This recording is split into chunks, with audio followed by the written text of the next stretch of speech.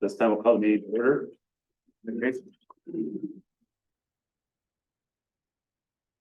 Father, we come to you in the name of Jesus, thanking you for all that you are, all that you do, Lord, for this great city we live in. We thank you, we trust you, we love you, Lord. We just want to thank you for the things that you're doing that we can't see, and grateful for the things that you've already done. Pray for wisdom and knowledge and all the decisions, your favor in every area of our life as we trust you in all things in Jesus' name. Amen. I pledge allegiance to the flag of the United States of America and to the republic for which it stands, one nation, under God, indivisible, with liberty and justice for all. Any changes to the agenda this evening? No. Second. Moved by Commissioner Belden, second by Commissioner Winster for the agenda. Is there any further discussion? Hearing none, all in favor say aye. Aye. All opposed, same sign. Motion passes. Moving on to public comments. It's a time when citizens are encouraged to speak publicly. Request to state your name and address, speak respectfully, and limit your comments to 3 minutes.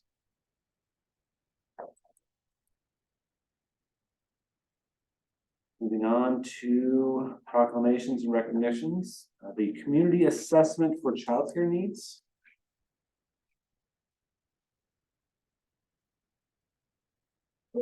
I'll keep my comments to 3 minutes as well. My name is Kimberly Mudd, and I'm representing the USD 333 tonight as the director of the Concordia Education Fund. And I'm here tonight because we benefit when we all work together. And so that is our attempt at the USD 333 and with the Concordia Education Fund. With that in mind of working together, our school district wants to be a part of solutions to the challenges that we face in rural areas and all rural areas, but especially in Concordia, Kansas with childcare. A lack of childcare hits especially hard, and it has been hitting especially hard in our little small piece of the world in Concordia. USD 333 has offered preschool classes for 3- and 4-year-old children for nearly 20 years. And I don't know that everybody recognizes that because we get questions about that a lot. But in 2021, we also started picking up childcare for children ages 0 to 3. After the 2021 school year, as you know, a lot of childcare providers decided to shut their doors, and we had 5 staff members go to our superintendent and tell him that they would need to resign their positions due to having nobody for quality childcare for their own children.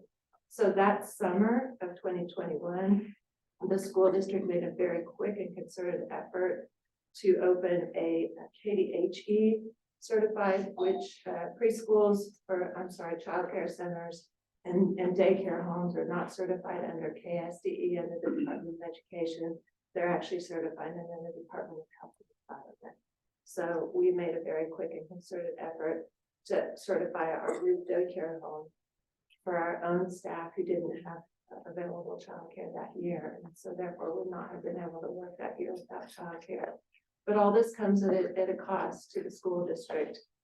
It's about a $90,000 a year cost to the school district to be able to provide for our staff to be able to provide childcare.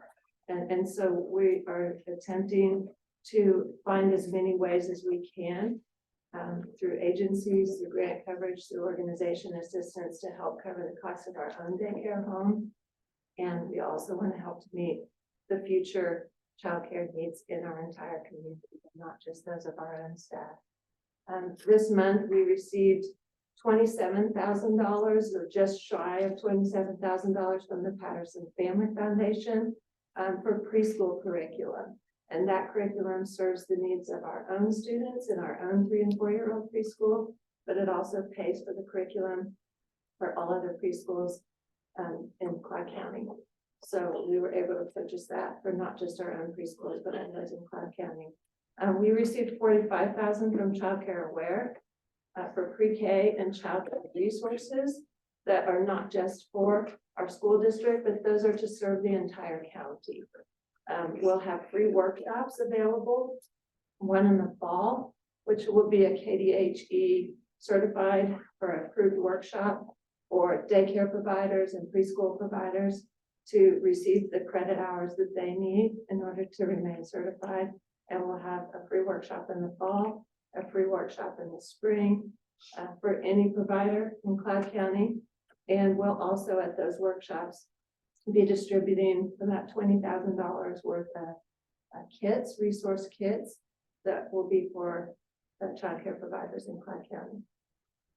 So we also received then $2,000 from Child Care Aware to build a Cloud County Kids Coalition. And you notice it's not the USD 333 Kids Coalition, it's the Cloud County Kids Coalition. Why have a coalition? Well, our task really is just to define what the need is. We know we have a need for childcare, but as with anything else, we need solid data to show what those needs are.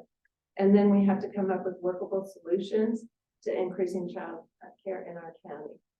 So the first step is to survey individuals and agencies and businesses and focus groups and have conversations with people. And that's one of the things that I'm asking you to do, because I'm sure you have your own childcare needs with your own employees and staff with the city, being one of the larger employees in Cloud County. The second step is to define potential ways that agencies and businesses can partner. For example, maybe you could partner with North Central Kansas Regional Medical Center to have available daycare for your employees, for your staff. Maybe you could partner with other large organizations or agencies in town or other business and industry.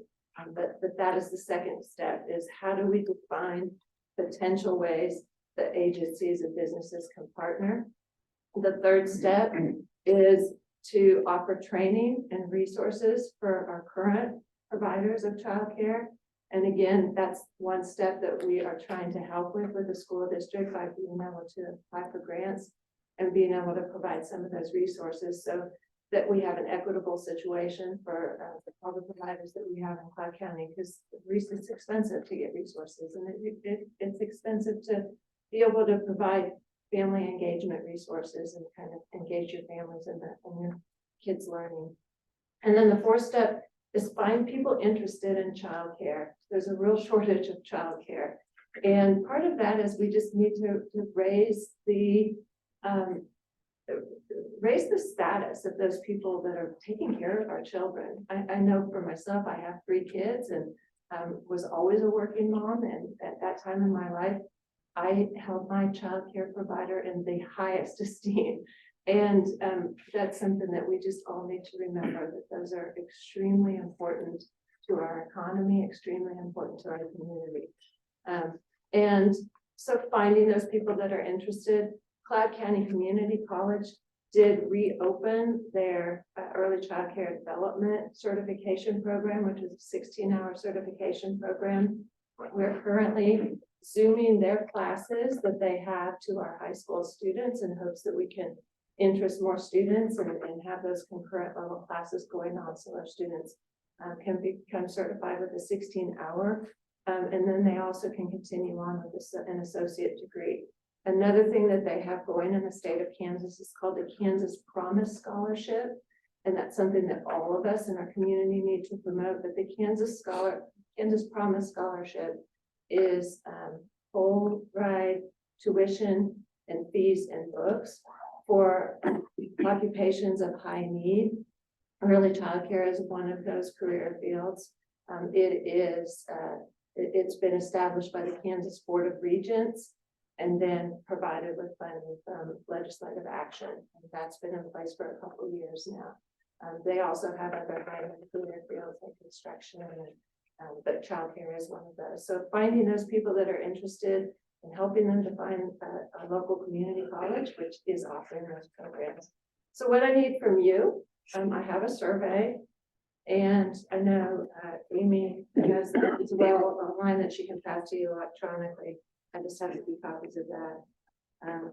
This is a survey that can be answered directly from families, but it can also be responded to from the standpoint of a business or industry that's answering on behalf of their employees. That will help us to define the needs. Define your own needs as an employer in Clyde County, as the city of Concordia. Determine if you want representation on our Clyde County Kids Coalition, which is just a group of people interested in childcare that wants to help to find ways to meet those challenges.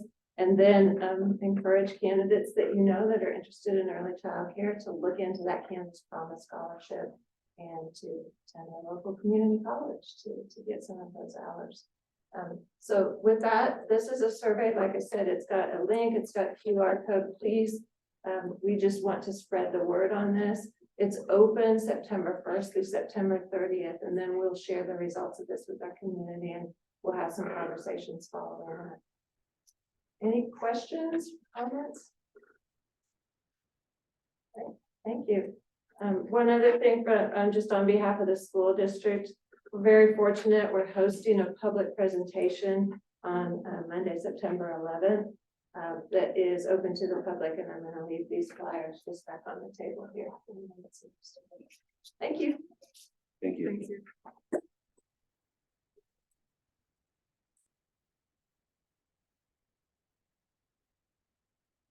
And moving on to the action agenda, the minutes of the August 16th, 2023 meeting. To approve the minutes of the August 16th, 2023 meeting. Second. Moved by Commissioner Hutchinson, second by Commissioner Wentz, to approve the minutes of August 16th, 2023. Is there any further discussion? Hearing none, all in favor say aye. Aye. All opposed, same sign. Motion passes. Moving on to appropriation ordinance number 16. I move to approve appropriation ordinance number 16. So moved by Commissioner Wentz, second by Commissioner Belden, to approve appropriation ordinance number 16. Is there any further discussion? Hearing none, all in favor say aye. Aye. All opposed, same sign. Motion passes. Moving on to the resolution 2023-2162, condemnation of 720 State Street. As my memo states, this is a result of the owner of the property contacting me after we condemned it in our July 5th meeting. After the public hearing, because she wasn't aware of what was going on. So after advice direction from her and from our city attorney, we decided to just start the process over on that property so that everything would be clear and upfront and on the open. All parties involved.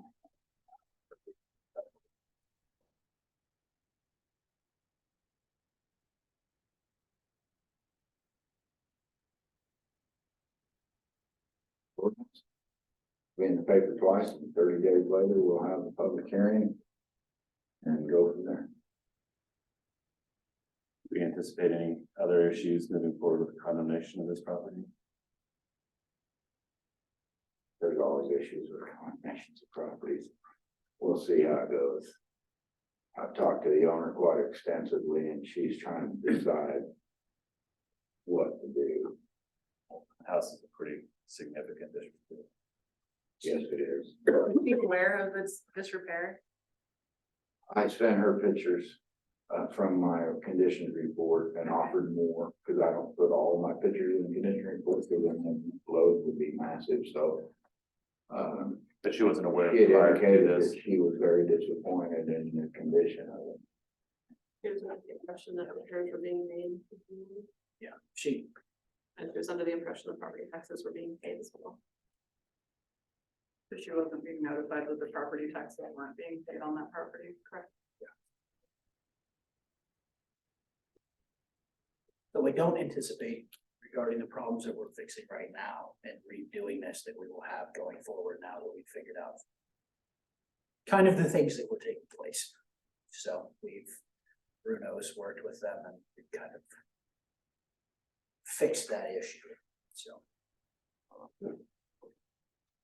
And I move to approve resolution 2023-2162. Second.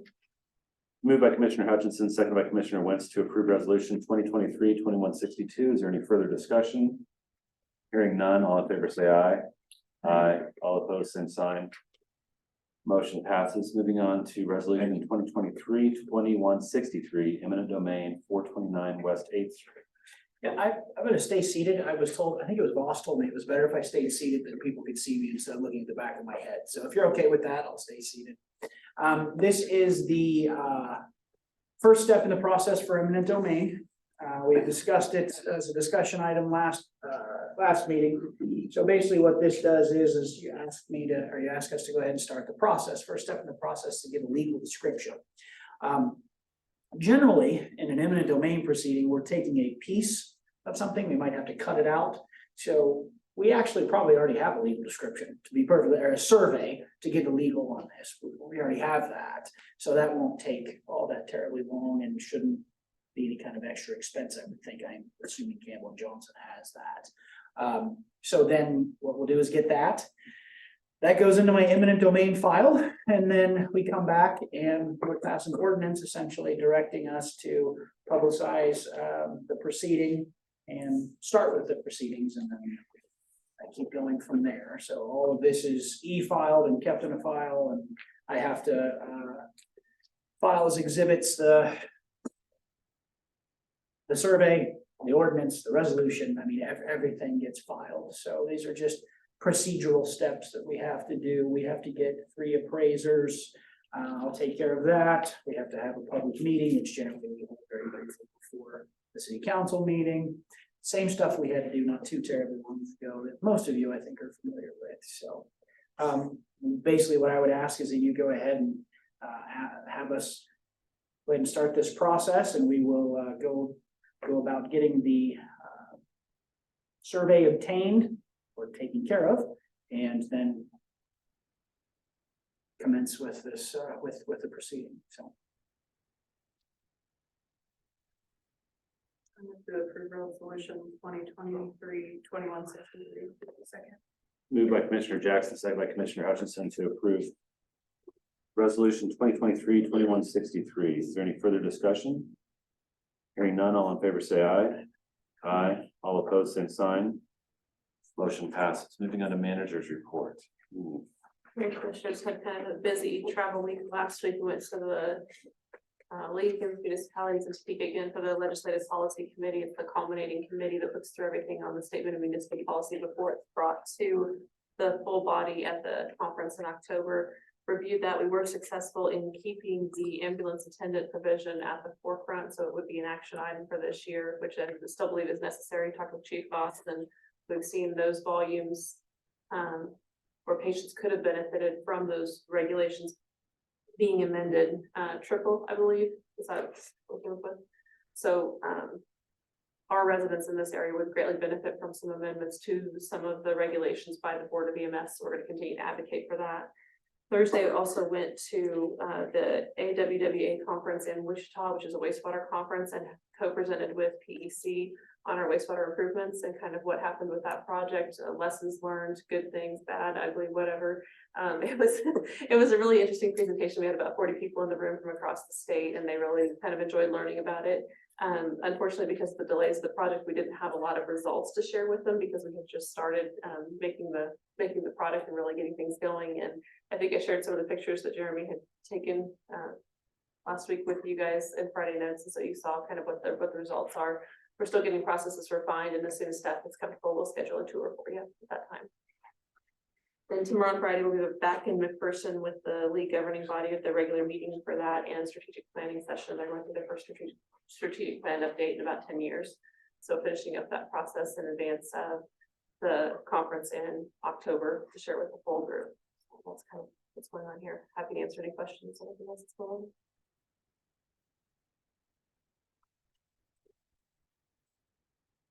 Thank you. Staff reports. We took possession of our 2 new Durangos. They're working out great. We got them on the street. I appreciate it.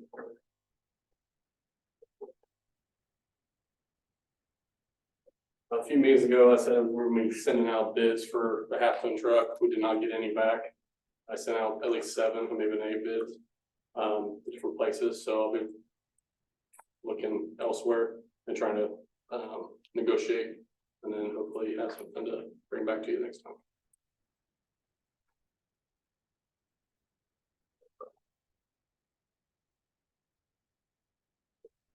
we're gonna be looking at the lights at Sixth and Lincoln. I've had a bunch of calls about them. I think the main problem is people aren't pulling up far enough on the east and westbound lanes, and it's not, our loops aren't detecting that they're there, so they're having to sit there for a longer period of time than what they should. Also, the east and westbound lanes, once they do turn green, are super short. I'm thinking about extending those a little bit without trying to mess with the flow on the highway, so. And, I got dump truck quotes back. I was trying to get it on the agenda for tonight, but I didn't get it in time. So I'm gonna put it on the agenda next time.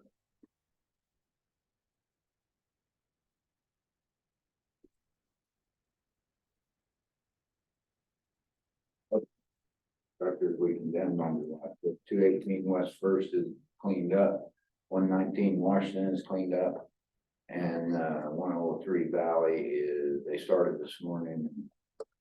It's aground. What was the middle one that you mentioned? 119 Washington. Yeah, if you drive by those properties, they're all there. Different looking.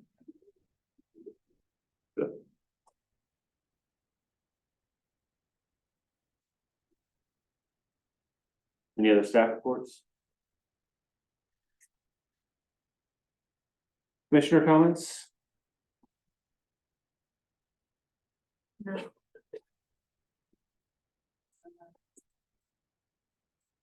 I had a couple. First would be to offer just thoughts for all the Blade staff as the morning lost Brad, a tremendous partner in the community. Had the opportunity, gave me a compliment once, and that didn't seem like he necessarily handed those out real freely. So always appreciative of his involvement in the community and all that the Blade does to be a good partner with the city. So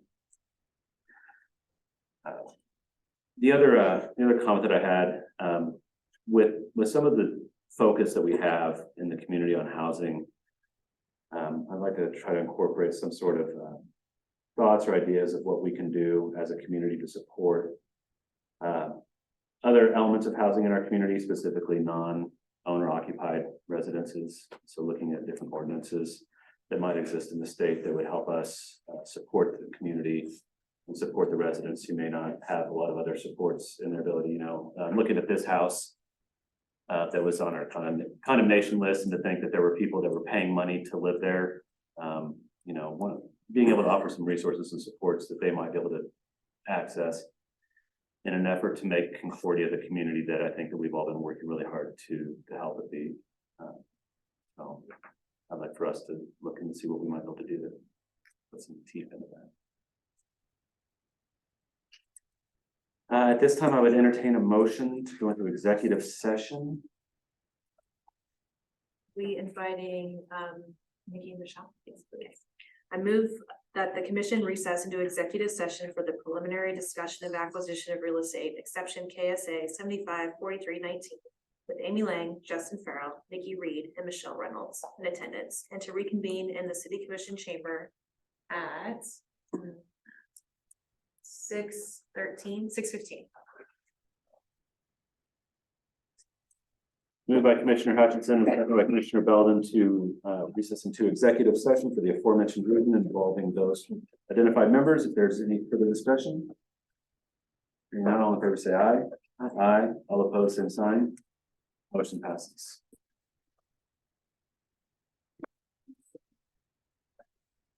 No action was taken. I move to go back into executive session for the same reason with the same people until 6:25. Moved by Commissioner Hutchinson, second by Commissioner Wentz. Any further discussion? Hearing none, all in favor say aye. Aye. All opposed, same sign. Motion passes.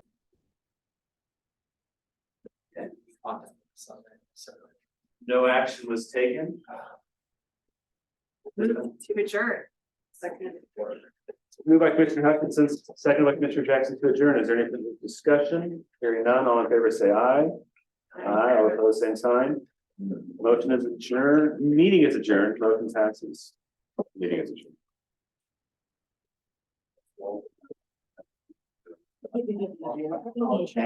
Amy, this is addressed to me, but it might be better for